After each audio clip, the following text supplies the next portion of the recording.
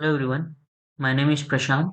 और ये वीडियो में हम इसरो के अभी तक के जितने भी रिटन टेस्ट हुए मैकेनिकल के, जो आईसीआरबी के थ्रू एग्जाम होता है, तो उसमें रिटन टेस्ट में सब्जेक्ट वाइज हम एनालिसिस करेंगे और देखेंगे कि क्या कट ऑफ रहा था ईयर वाइज। और जितना भी डेटा मेरे को मिला है आपको स्क्रीन पे दिख रहा होगा, मैंने इसको ऑर्गेनाइज करके आपके सामने रखा है, तो आप मतलब देख सकते हैं। मैं आपको एक एक यहाँ पे ब्रेक करके समझाता हूँ।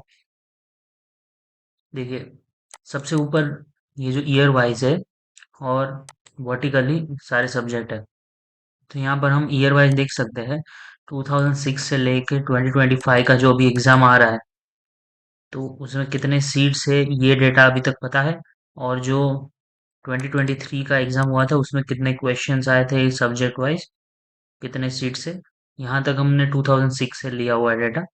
तो अब देखते हैं कि जो एफएम है उसमें आप देखिए ये जो रेड पोर्शन है, मीन्स उसमें सबसे ज़्यादा क्वेश्चन आते हैं। अभी 2023 में रिलेटिवली कम आए थे, लेकिन आप देखिए डिज़ाइन सब्जेक्ट और प्रोडक्शन और मैथ मैथ मतलब एप्टीट्यूड जो अलग से 15 मार्क्स का पूछा था इसलिए।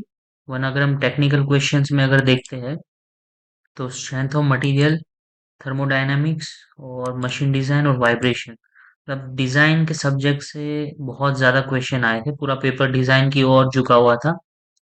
लेकिन आप जनरल पैटर्न अगर देखते हैं, देखिए टॉप 4 सब्जेक्ट्स में इतने सब्जेक्ट है, अगर हम इनका कैलकुलेशन करें तो ये ऑलमोस्ट 50% तक हमारे 50+ % तक 4 सब्जेक्ट ही बना देते हैं। और अभी तक सारे एग्जाम हुए उसमें इतने क्वेश्चन आए, टोटल क्वेश्चन ये आप 2006 से लेके अभी तक 2025 तक देख सकते हैं, इतने क्वेश्चन आए। अब जैसे जैसे आप नीचे जाते हैं तो ये ग्रीन कलर जो दिख रहा है आपको, वहां पे कम क्वेश्चन आए हैं। अब आप देखिए इंडस्ट्रियल अगर आप स्किप करते हैं तो भी आपका ज्यादा नुकसान कुछ होगा नहीं। वैसे ये तीनों मिलके ऑलमोस्ट 9-10% ही बनते हैं, लास्ट 3 सब्जेक्ट भी। ये जो मिसेलेनियस क्वेश्चन होते हैं जिसको आप मतलब प्रेडिक्ट नहीं कर सकती कि कौन से सब्जेक्ट का है, मैकेनिकल से है या रिलेटिवली कोई दूसरे मैकाट्रॉनिक्स या इलेक्ट्रिकल, ऐसे जो क्वेश्चंस है उसको मैंने मिसेलेनियस में डाला हुआ है। और आप देखिए एमडी को अगर हम पास्ट डेटा की वजह से अगर देखते हैं तो, लेकिन 2023 में 11 क्वेश्चन आ गए, मतलब पूरा का पूरा जो पेपर था वही पलट गया यहाँ पे। तो आप ये देखिए कि ये जो पर्टिकुलर 23 और गेट रैंक से सिलेक्ट हुए थे, 33 वैकेंसी थी। इस बार भी 2025 में भी 33 वैकेंसी है। तो अभी हमको कट ऑफ और वो सब इसका नहीं पता है 2025 का, लेकिन ऑलमोस्ट इसी रेंज में हम एक्सपेक्ट कर सकते हैं।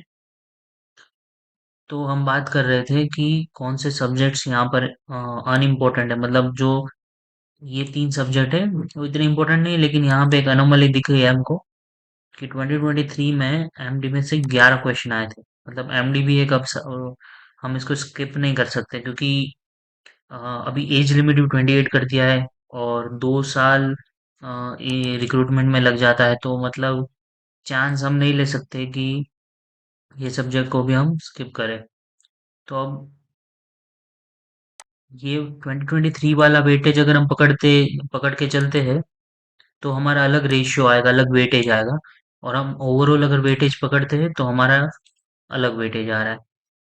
तो हमको दोनों में से किसी को भी नहीं छोड़ना, क्योंकि यहाँ पे क्या होगा कि पेपर अगर कुछ अलग आ गया तो रिक्रूटमेंट वापस से कब इतने वैकेंसी वाला आएगा वो पता नहीं है। जैसे 2019 में अच्छा वैकेंसी था, फिर 2023 में और फिर 2025 में भी कंटिन्यू हो रहा है।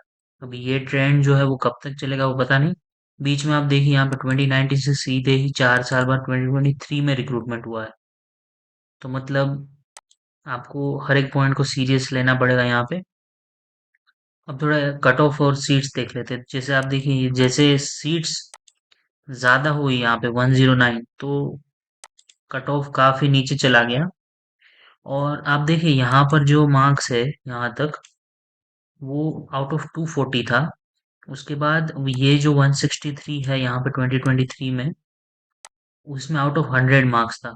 मतलब फाइनल आपका इंटरव्यू और रिटर्न मिला के आपके 67.2 मार्क्स आएंगे, तब जाके आपका सिलेक्शन होगा। और ये सब में क्या था कि आप एक बार कट ऑफ क्लियर करो फिर आपका 100% इंटरव्यू पे ही था। तो यहाँ पे प्योरली ये इंटरव्यू कॉल के लिए था। यहाँ पे 67.2 है वो फाइनल, अगर आप 100 में से लाते हैं तो आपका सिलेक्शन हो जाएगा।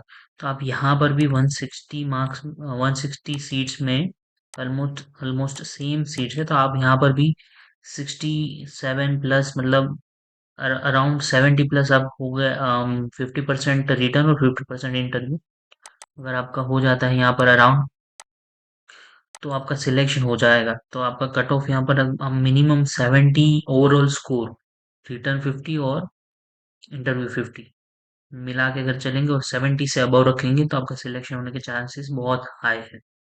और यहाँ पर जो ये 67.2 है वो जो से 153 लोगों को लिया था इस बार 163 सीट्स पे, तो 153 लोगों में से ये आपको सिलेक्शन श्योर है। इसके बाद भी वेटिंग लिस्ट रहेगा और काफी लोगों को मतलब अभी तक ये 3-4 महीने हुए हैं इसका फाइनल रिजल्ट आए हुए, ऑफर लेटर आए हुए, तो अभी तक 11 से 15 लोगों को बुला लिया है।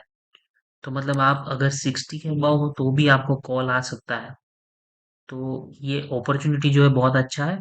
आप ये सारा जो डेटा है उसको थोरोली जाइए। यहाँ पर बीच में आप देख सकते हैं कि इंजीनियरिंग मैकेनिक्स को अब 2-3 बार यहाँ पर काफी अच्छे क्वेश्चंस आ गए। उसके बाद टॉम वाइब्रेशन के लास्ट ईयर 23 में भी आया था, लास्ट एग्जाम में। उससे पहले भी आया हुआ है और बीच में भी बहुत क्वेश्चंस आए।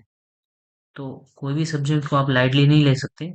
लेकिन हाँ, ऐसा जरूरी नहीं है कि मतलब जैसे एफएम का देखिए, हर बार कंसिस्टेंटली बहुत ज्यादा क्वेश्चंस आते हैं। लास्ट कुछ सालों से इसमें कम क्वेश्चन दिख रहे हैं। लेकिन क्या ये क्वेश्चंस बढ़ सकते हैं तो हम पता नहीं है। हम इसमें कुछ कमेंट नहीं कर सकते कि क्वेश्चन बढ़ सकते घट सकते, लेकिन जनरली अगर आपको हाई प्रोबेबिलिटी मतलब इसको आप क्या कर सकते हैं कि आप रिवीजन के लिए यूज कर सकते हैं कि लास्ट मिनट रिवीजन में आपको ये 4 सब्जेक्ट को ज्यादा प्रायोरिटी देना है, उसके बाद ये सब्जेक्ट्स को। लेकिन सिलेबस कंप्लीट करने के लिए आप, एक है कि इंडस्ट्रियल, इंडस्ट्रियल को आप अगर छोड़े तो भी कोई दिक्कत नहीं आ सकता, लेकिन ये कभी भी चेंज हो सकता है। और लास्ट चीज कि आप रिटर्न में देखिए, आपके पहले इंटरव्यू कॉल के लिए अराउंड 50% स्कोर पे ही ऑलमोस्ट हो जाता था। ये जो 2018 का पेपर था बहुत ही आसान आया था, इसलिए इसका 240 में से 185 कट ऑफ गया था। क्योंकि ये पेपर का जो टफनेस था बहुत ही कम था, मतलब बहुत इजी पेपर था रिलेटिवली दिस 4 इयर्स के जो पेपर है 17 और दो पेपर, दो 2017 है, एक 2016, एक 2015। तो ये 3 साल के पेपर के कंपैरिजन में ये वाला पेपर बहुत आसान आया था, इसलिए इसका कट ऑफ हाई है। और ऑलमोस्ट सारे क्वेश्चंस बन ही जा रहे थे सबसे।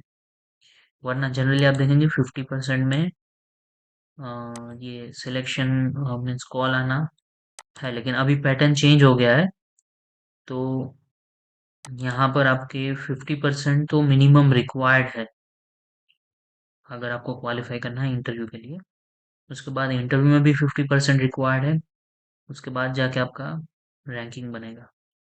और गेट के आप देख सकते हैं 265 रैंक में तो ये 33 वैकेंसीज उन लोगों ने फाइनल कर दिया था। मीन सिलेक्शन ही 33 वैकेंसीज जो थी 265 गेट रैंक तक लोगों का रिक्रूटमेंट हो गया था। तो गेट रैंक भी आप अगर हो सके तो 200 के अंदर है तो आपको इंटरव्यू अगर आप निकालते हैं तो हाई चांसेस है कि आपका सिलेक्शन हो जाएगा।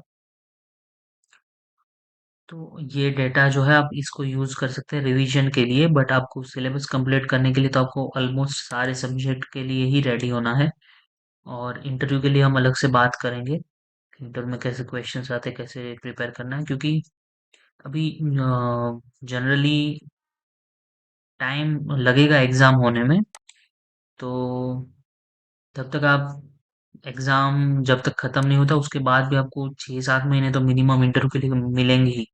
क्योंकि 160 लोगों का इंटरव्यू इंटरव्यू कंडक्ट करना मीन्स 2 मंथ को लगातार इंटरव्यू लेंगे।